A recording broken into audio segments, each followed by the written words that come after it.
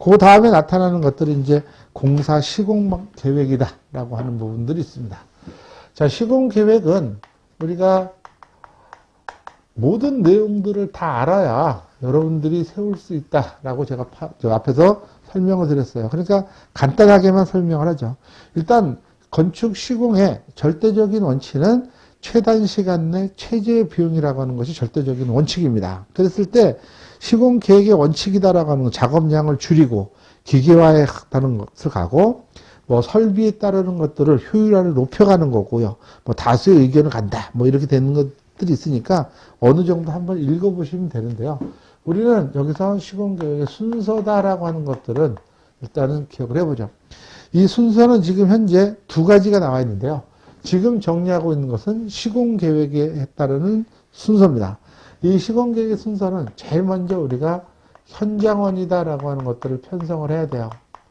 이 현장원이다라고 하는 말 대신에 요즘은 이 말 대신에 이제 관리자라고도 이야기를 해요. 예를 들어서 건축주랑 계약을 맺은 회사가 있죠. 그 회사는 그 현장에서 일할 수 있는 사람들을 다시 모집을 하는 거죠. 편성을 하는 겁니다. 그러니까 우리가 쉽게 말하면 현장 소장은 어느 정도의 직급을 가진 사람, 그 밑에 부서는 몇 개가 나갈 거고 이런 것들이죠. 이 현장을 편성한다라고 하는 것들은 우리가 도급액에 따라서 도급 금액의 규모에 따라서 이게 판단이 되겠죠. 뭐 1억짜리 계약인데 연봉이 1억인 사람이 나가고 그렇죠. 이러면 우리 안 만나는 거죠. 맞지가 않습니다. 왜냐하면 우리가 시공이다라고 하는 부분들도 결과적으로 이윤을 남기고자 하는 거니까. 그래서 제일 먼저 해야 될 것들을 현장원의 편성이다라고 이야기를 하는 거고, 이게 이제 잠시 후에 우리가 정리할 이게 이제 건설 조직이다라고 하는 건데요. 지금 현장에만 따르는 건설 조직이 아니라 회사 전체의 건설 조직도 건설 조직입니다. 근데 어쨌든 간에 이런 조직을 하나 만드는 거다라고 이렇게 보시면 됩니다. 저렇게 이제 현장원을 편성하고 나면 그 다음 뭐라 하냐면 공정표를 작성을 해야 돼요. 이 공정표는 왜 작성을 하느냐? 건축주하고 언제까지 공사를 끝내기로 약속을 했잖아요. 그렇죠? 그걸 우리가 공사 기간 줄여서 공기다라고 이야기를 하는데 그 공기를 가지고 내가 이 조직들이 그 안에 끝낼 수 있는지를 파악을 하는 거죠. 그래서 이 공정표를 먼저 작성을 합니다. 그렇죠? 이 공정표를 작성을 하면 이 관리자들의 뭐가 포함이 돼요? 급여라고 하는 것들이 있죠. 그 급여까지가 나와야 뭐를 해야 된다? 우리가 실행 예산이다라고 하는 것들이 편성이 돼요. 이게 기간이 2년 반이냐 3년이냐에 따라서 이 사람들의 급여가 나오는 거니까 전체 예산이다라고 하는 것들을 우리가 파악할 수 있다라는 거죠. 그래서 얘가 먼저냐 여러분들이 혼동하시면 안 돼요. 지금 제가 설명드린 대로 기간이 결정돼야 급여가 결정돼서 급여를 포함시켜야 예산이 만들어진다. 이렇게 여러분들이 가는 거고, 이 실행 예산이 편성이 되면 아까처럼 원도급자가 예산이 편성이 되면 그 다음 무엇을 결정할 수 있어요? 그러면 그 예산에 맞춰서 우리가 하도급자를 결정할 수 있어요. 이렇게 하도급자를 그 예산의 범위 내에서 원하는 대로 해서 이렇게 결정을 하는 겁니다. 자, 그 다음 이제 우리가 두 가지가 또 하나가 이제 혼동되는데, 가설물이죠. 가설공사라고 하는 거, 다음 장에서 이제 정리를 할 겁니다만은, 가설물에 대한 것들을 결정을 해야 내가 재료에 따르는 것들을 결정을 할 수 있어요. 그 말은 무슨 뜻이냐면, 내가 현장에서 시멘트 창고라고 하는 걸 만들 수 있는 공간이 있어야 창고를 만들고 시멘트를 내가 반입을 할 수 있죠. 근데 창고를 만들 공간이 없으면 재료를 내가 어떻게 날라와야 된다라는 것들을 내가 획일적으로 만들 수가 없다는 거죠. 창고가 내가 예를 들어 1000포를 내가 보관할 수 있다. 그럼 1000포를 내가 보관을 하니까 1000포씩 내가 반입을 할 수가 있는데 없다. 그러면 필요한 소수량으로 계속 반입을 할 수뿐이 없다라는 뜻입니다. 그래서 순서를 갖고 이렇게 묻게 되면 요 두 가지를 기억을 해야 돼요. 그 순서는 시험 문제 어떻게 나와요? 이렇게 나올 수 있는 겁니다. 시공 계획을 함에 있어서 다음 중 틀린 사항들을 골라라. 그럼 하나의 지문 이런 거 나오죠. 실행 예산을 편성한 후에 공정표를 작성을 해야 된다. 틀렸죠? 순서가 바뀐 겁니다. 이것도 마찬가지죠. 재료를 갖다가 내가 재료의 반입과 저장에 따르는 계획을 세운 후 가설물 계획을 한다. 그럼 틀렸다는 뜻입니다. 그러니까 지문을 만드는 방법은 여러 가지가 있으니까 그렇게 해서 여러분들이 순서를 기억을 이렇게 좀 해두시는 것이 좋습니다. 요거는 시공 계획에 따르는 순서고, 그 다음 일반적인 시공 순서. 요거는 여러분들 이제 두 가지만 여러분들이 기억을 해서 정확하게 그 파악을 하시면 됩니다. 제일 처음에 뭐가 나 있어요? 착공 준비. 이건, 네. 그 다음 가설공사죠? 토공사, 뭐 지정공사, 그죠? 그 다음에 이제 우리가 뭐냐? 구체공사죠. 구체공사. 구체공사. 그리고 나서 여러분들이 혼동되는 게 방수공사냐, 지붕공사냐라고 하는 겁니다. 그래서 여기는 여러분들 기억을 해야 돼요. 구방지. 이렇게. 지붕을 하고 내가 방수를 해야 되지 않냐라고 생각을 하는 건데, 우리가 이렇게 경사 지붕이 이룰 때, 요 구조체 자체는 뭐예요? 구체입니다. 이 지붕은 뭐예요? 지붕의 마감을 뜻하는 거예요. 마감. 그러면 방수는 어디다 해야 돼요? 여기다 하고, 그 다음 여기에 따라서 내가 마감을, 재료를 이렇게 붙여야 되는 거죠. 그 구방지라고 하는 것도 있고, 그 다음 외부 공사를 하고,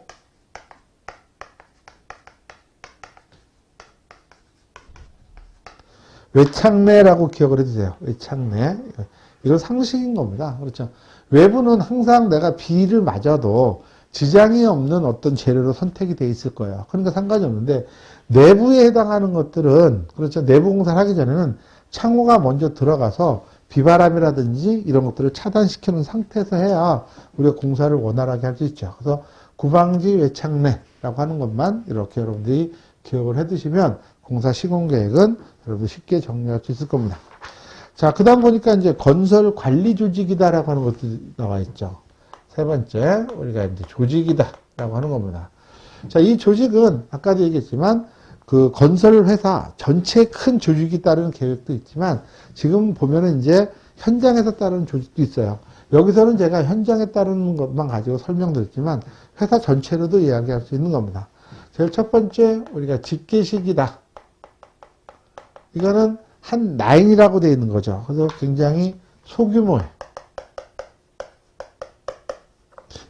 해당하는 겁니다. 그러니까 예를 들어서 현장 소장, 뭐 공사과장, 뭐 담당, 이렇게 그냥 가볍게 저와 같이 되어 있는 거를 집계식이라고 이야기를 해요. 그러면 이 사람들이 여러 가지 일을 다 하는 거죠. 다. 뭐 건축도 하고 토목도 하고 전기도 하고 다 관리를 할 수 있는 건데 그런 것들을 나누는 거죠. 그걸 이제 기능식이라고 얘기해요. 기능식 조직. 이 기능식 조직이 이제 우리가 전통적으로 우리나라에서 사용했던 방법이다라고는 표현을 씁니다. 이거는 사업 주체가 이렇게 있으면, 뭐 현장으로 따지면 현장 소장이라고 그러죠.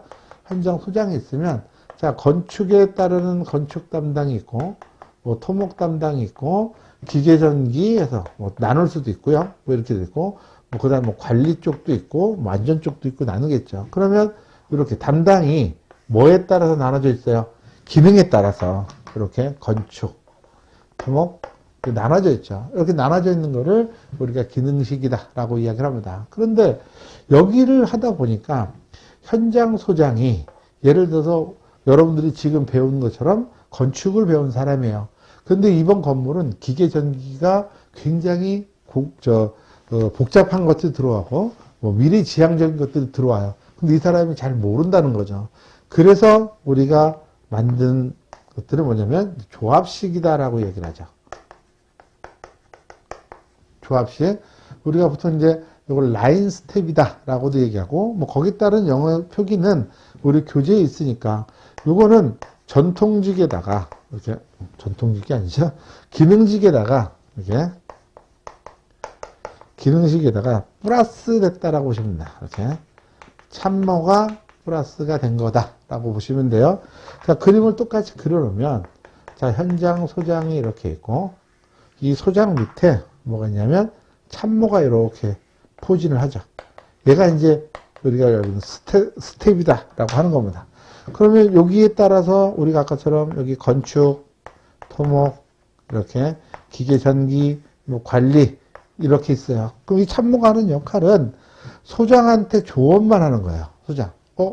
야, 이 참모의 구성은 또 따로 이제 두겠죠. 여기 뭐, 토목에 따른 사람, 뭐, 귀에 따른 참모가 있지만, 이 소장하고 여기랑 계속 이야기를 하고, 우리가 보통 작업 지시는, 보통 이제 책 같은 데 보면 명령이다라고 되어 있는 건데, 작업 지시라고 하는 게 좀 더 표현이 좀, 우리가 좀 완만하겠죠. 자, 그래서 이 작업 지시는 이와 같이 책임자만이 할 수 있는 것들을 우리가 조합식, 기능식 이렇게 나타나요.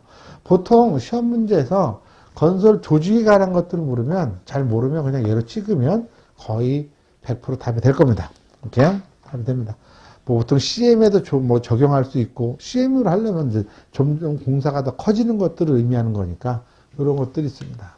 자, 그 다음에 이제 전담반 조직. 얘를 우리가 태스크포스라고 얘기를 하죠. 보통 어떤 우리가 뉴스 같은 걸 보면 어떤 문제가 발생을 했다. 그럼 그 발생된 문제점을 해결하기 위해서 태스크포스 팀이 구성이 됐습니다라고 얘기를 하죠. 요거는 임시적이죠. 이렇게. 어떤 문제가 발생을 하면 그 문제를 해결하기 위한 그와 같은 임시 조직이다라는 걸로 여러분들이 기억을 하시는 것이 좋습니다.